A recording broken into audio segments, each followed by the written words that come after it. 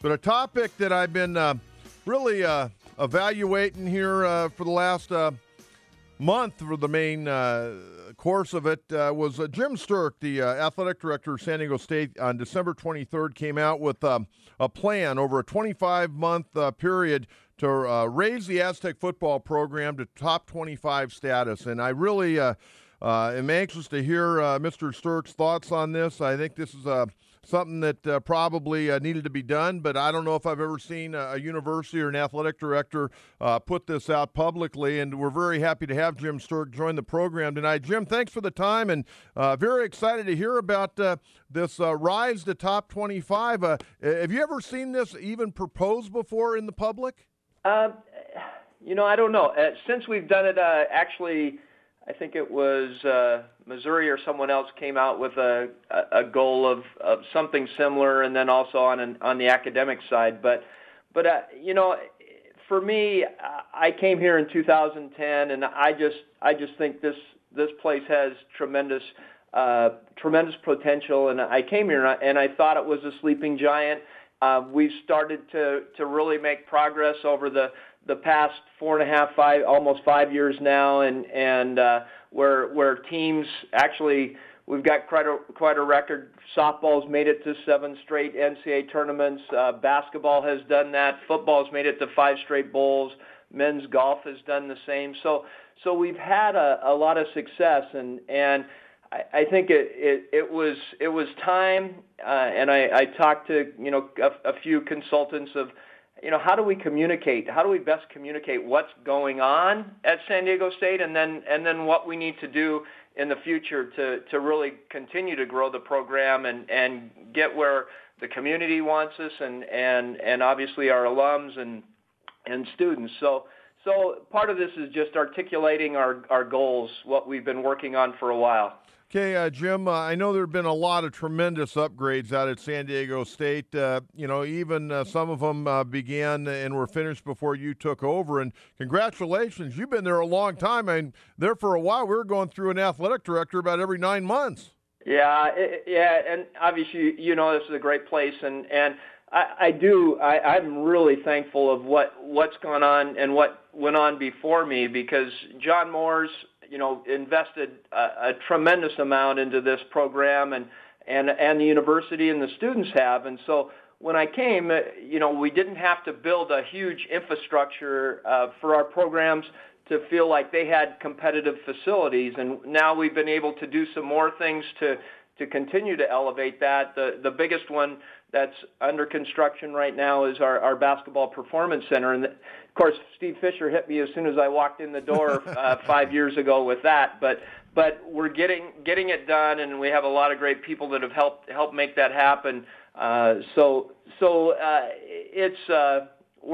We're thankful for what we have. We need to continue to build, and I think the San Diego community is starting to really get engaged, and obviously with basketball they have, and I think it can happen with football the same way. We're visiting with Jim Sterk, the athletic director at San Diego State, here on the Mighty 1090. Jim, take me through part of your plan, and it's going to run over a 25-month period, and where are you at with this right now? What are some of the first things to kind of get a good base of this plan out there in the community? Well, there's really, it's kind of broken down into 3 parts, and it's community engagement, and that's the students, the university, alumni and fans, and then the greater San Diego area. We think we have a goal in the next 2 years of hitting 40,000 on an average. Right now we're 3rd in the Mountain West at 33. We think we can grow that. We've got a dedicated student group that's interested in helping us grow the student population at our games. Right now we're averaging about 5,000 students a game at our football games, and so that's really good, and it's grown, but we need to continue to grow that, and then we've been working with larger groups, and we've Ron Roberts with the county. When he told me there were 16,000 county employees that we could market to, that was a great opportunity to get in front of them. And we've had a group game where they went to a game this year and had a great time and a tailgate, and it worked out really well.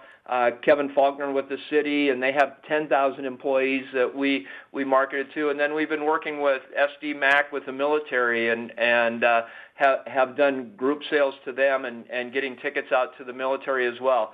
And SDG&E also, they've sponsored a Power Up for College for kids to come to games. So that's all part of that. And then the second part is facilities and program enhancements. And I sat with Brady when he was here, and then Rocky over the past 4 years. What are the things that you think you need to be successful? Part of it was investing in coaches and salaries and then other things have been facilities, and we've finished renovating the fields here, put in an AstroTurf field, a field turf field, and then resodded our football practice field, and put up lights. So we've done a few things internally like that. Obviously, the big one, the big elephant in the room is the long-term solution with the stadium, and we're excited to work with the city to find a long-term solution. And I'm really encouraged that the mayor came out today and he's pushing the issue forward. He's created some timelines, and so I think that's really positive for football overall. In the short term, I think there's some things, and I've mentioned it before, that if they go to vote in 2016 and they start to build a stadium, that we could put in new video boards into Qualcomm right now, and they'd almost be outdated by the time a new stadium came. So I think some investments that way. We've looked at with Daktronics that for $4 million you could replace the big video board at the end, make it that whole sign on the Budweiser end of the stadium there, and then put HD quality in there. So I think there's some things that can be done to Qualcomm in the short term, and then see where the long-term solution that the mayor's group comes up with, and we work with them on that. And then lastly, the fundraising, because it's really it's very important for us as scholarships, the autonomy and scholarships are going to go up for us about $1 million more a year next year, that we raise more money. We've done that. I think in the past 5 years we've increased our annual fund about it's actually gone up $3 million, but at the same time, cost of scholarships have gone up that much. So that's a moving target. We want to focus on our endowment, so we have money in there to help us on an annual basis, and then increase the number of people that support us on an annual basis. So that's all it is, Coach, and it's just easy, but we're going after it. Well, Jim, I got to ask you this, and I totally agree with you, and I've got some other questions regarding the football facility here in a minute. But for people driving around, and I guess for myself as well, all that's good. We're getting more people, hopefully, to come to the stadium to watch the Aztecs play. Because I remember,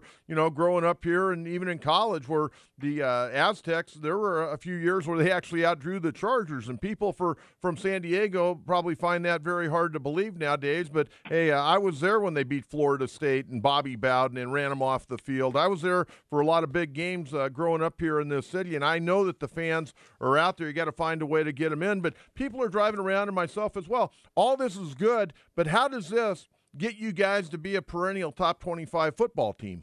Well, I think what Rocky has done with the program and the coaches have done is built. We're halfway there or 3/4 of the way there, I think.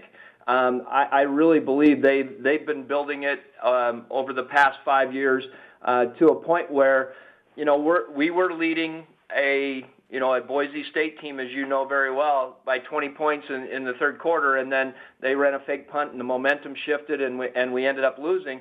We have that and don't have a quarterback get hurt, and we were close to a 9-3 season or something like that puts you in a top 25 status. So I think we're not that far away, and I think what we need to do is continue to create the environment that's a great collegiate environment at Qualcomm for our games, which we've made some progress. We want to continue to build that, and then help the coaches with facilities and upgrades that way too, so that they can continue to build this thing. And Rocky in the off season, he Coach Toledo retired, but Coach Horton's moving into that role. But then we hired the former head coach from UNLV to come in and be our special teams and kind of a quality control coach in Bobby Hauk. And I think he can really help us elevate the program as well. And Hunky Cooper, that from UNLV, that they just named a field after him in his high school, just did, where he's been working the past few years. A couple coaches like that add some energy and focus, and as Rocky says a few times, as he said to you, we may be a quarterback away from being a 10-2 team. Yeah, Rocky relieved a couple of outstanding coaches of their duties at the end of the year, but I got to tell you, he definitely brought in a couple of top-notch coaches, and Jeff Horton, now the new offensive coordinator who was already on staff, has a tremendous resume. So the Aztec coaches are in good shape. Hey, let me ask you, Jim, regarding the coaching staff, and I know salaries are always an issue, and not that you have to reveal anybody's salary, but as far as just an overall staff, where does the Aztec football program rank in the Mountain West Conference when it comes to paying their coaches? I think the last I had looked, we were about third or so in the league, but I'd have to look at it and see where we were. But part of when I came, and actually about a year and a half after, Ron Fowler made a $5 million commitment to our program, and then it was a matching gift kind of thing. So we raised about $10 million, and a lot of the lights and fields and things like that, improvements that were made to help football. We also invested in coaches' salaries, so we bumped them significantly higher than they had been. Obviously, it keeps going up, and if you're talking, as Rocky was out, talking to coaches, it's crazy what some of the coordinators are getting. They're getting over $1 million now in college football, in major college football, and we're not paying that, but we're paying a very competitive rate for our coaches within the Mountain West, and so I think that's why he's able to attract some quality guys. With the athletic area there at San Diego State, what upgrades would you like to see maybe for the football program, and do you have the land right there to where you can upgrade it? Well, Coach Long's not asking for the moon as far as what he thinks we need. We're looking at right now expansion of our weight room, and that's probably a couple $1 million project, and we're studying what the best solution might be for that we can handle and improve that. This building here that John Moore's built is about 14 years old, and so we've done some refreshing in here, and as you know, it's about recruiting and what kids see, and so we've refreshed the locker rooms. We've improved the Hall of Fame area. The football floor was totally renovated, if you will, and so we're continuing to do that. On the stadium side, I think that the atmosphere at the games is something that we need to continue to work at and doing, and so we're looking at some new things for the fall. We've had a couple good student groups that they've studied best practices across the country, and they presented to us in November what they think would help us with increasing attendance, because as you know, with basketball we have that place just packed, and it creates an atmosphere that I think, what is it, 29 games that we've won in a row, or 27, something like 27. that.